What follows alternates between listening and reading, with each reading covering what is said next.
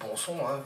On a eu directement du Daft Punk ce soir avec Around the World, et puis on a eu Moby avec Disco Lies, et puis maintenant c'était Basement Jack avec Red Alert.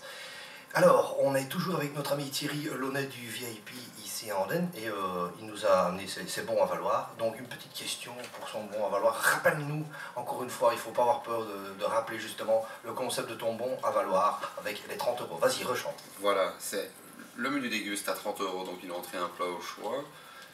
Vous venez à deux, et il n'y en a qu'un des deux qui paye parce que le menu coûte 30 euros, donc automatiquement l'autre menu est gratuit avec ce bon, quoi. D'accord, et c'est la date limite de péremption, c'est jusqu'à quand? C'est jusqu'au 31 janvier de l'année prochaine, en 2011. 2011, ça avec un dos, ça va durer 12 mois. Presque. Presque. Eh ben, en tout cas, c'est tout bon. Alors la petite question à savoir pour ce soir, on parle avec Thierry Launay, mais on parle de quel établissement au 14 rue Janson. Un bon numéro à former sur le SMS, vous tapez directement la réponse au 0477 44 81 99 pour justement avoir ce bon à valoir. Et on va vous l'offrir. Et vous me dites de quel établissement on parle. N'oubliez pas de marquer le nom de l'établissement ainsi que votre nom et votre prénom. C'est plus facile parce que moi, des numéros qui me parlent, je ne sais pas comment je vais faire pour leur répondre. Alors ce sera à venir retirer ici à la radio, directement le dimanche entre 9h du matin et midi dans l'émission de Joël. L'émission, elle s'appelle Carpe Diem, c'est ça, hein, Mémère Contact, hein, c'est ça, c'est un peu plus vieux, quoi. Ce n'est pas l'électro, c'est plus calme, c'est plus lent en tout cas. Qu'est-ce qu'on peut encore dire de ton établissement? Je vois un petit truc, c'est que, élaboré par Thierry Launay, nanana, lauréat 2008, meilleur cuisinier de Belgique, Guy Delta. Quand ils viennent chez toi, ils viennent tes pieds, ils te préviennent, comment ça marche? En fait, bon, moi, comme j'ai eu la chance de travailler dans beaucoup d'étoilés, je les connais tous. Ah, d'accord. Voilà. Et, enfin, je les connais tous. Je veux dire, on connaît les patrons. Donc, ils envoient des gens venir manger une fois, deux fois, trois fois, puis ils jugent, et puis un jour, ils téléphonent, et puis ils disent, voilà. Et je veux dire, sur le coup, sur le 2008, c'est là où j'en suis le plus fier, parce que c'est en faisant, en fait, vraiment de la cuisine pas trop compliquée. J'ai été élu meilleur cuisinier de Belgique. Il faut savoir qu'au Mâcon, on faisait des boulettes sauce tomate, on faisait des boulettes sauce lapin, on faisait aussi des plats un peu plus élaborés, mais je veux dire, il y avait ça à la carte. Et même avec ces plats-là à la carte, j'ai été élu meilleur cuisinier de Belgique. Et en fait, je veux dire, du homard ou du foie gras, on mange pas ça tous les jours chez soi.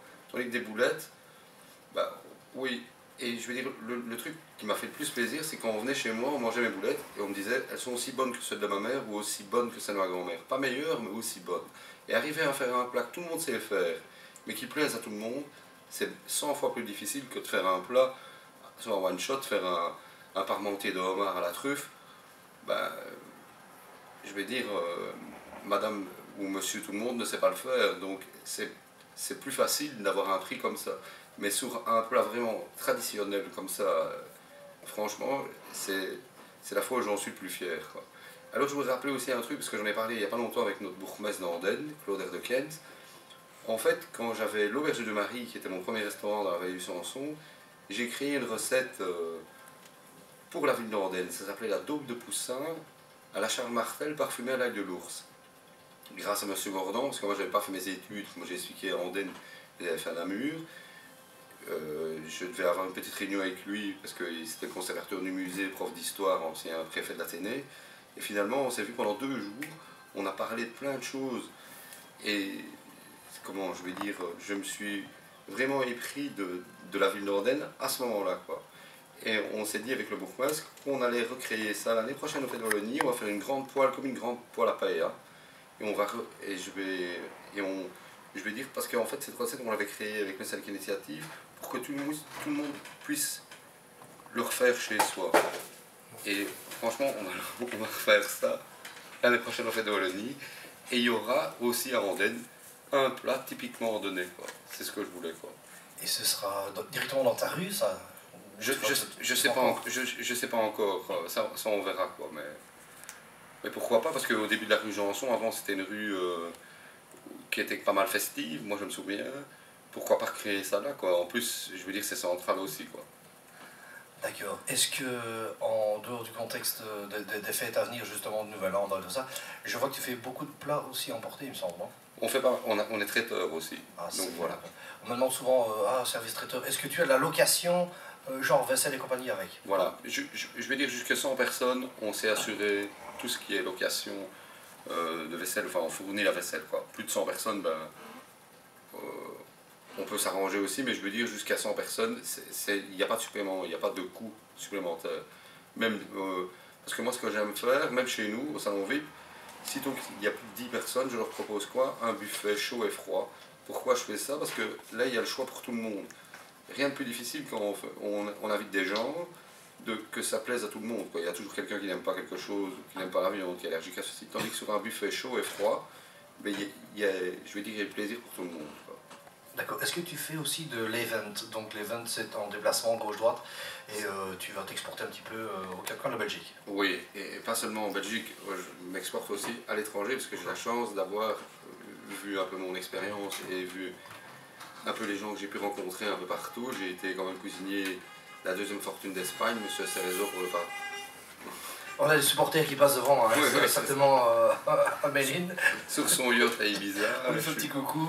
Vas-y, je t'écoute. Donc, j'ai eu la chance de pouvoir faire aussi le mariage de Ségolène Frère, d'Alda Frère, quand même l'homme le plus riche de Belgique. Enfin, après moi, après moi. Après toi, oui. Après nous. Quand j'ai eu la chance de travailler chez Bruno, qui était le traiteur officiel du roi, enfin voilà. C'est vrai que tu m'avais raconté dans le temps, je me rappelle, tu m'avais raconté, je crois que tu étais du côté du restaurant des Cygnes. La maison du Cygne. La maison du Cygne. Que tu faisais un spaghetti bolognaise simplement pour le fils du roi. Voilà, c'est ça. Laurent venait manger tous les mercredis.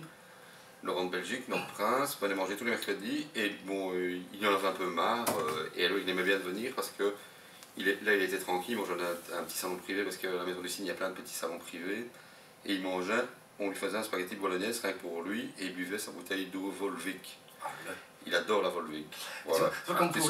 Parce que moi, pendant quasi 20 ans, je suis allé chez ma grand-mère tous les midis, le mercredi midi, mais moi c'était des crêpes.